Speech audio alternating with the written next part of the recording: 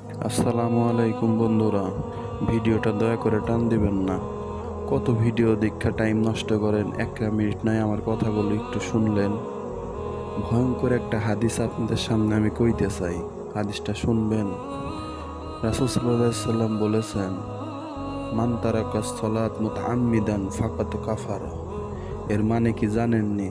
এর মানে হইতেছে, যে ব্যক্তি ইচ্ছাকৃতভাবে এক ওয়াক্ত নামাজ ছাইরা দিল, সে কাফের হইয়া গেল।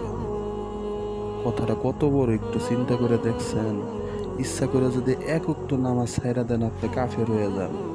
এই অবস্থায় যদি আপনার মৃত্যু হয়, আল্লাহর দরবারে কি জবাব দিবেন আপনি? একটাবার চিন্তা করছেন? তাই এখনো সময় আছে, আসুন রবের দরবারে ফিরে আসি।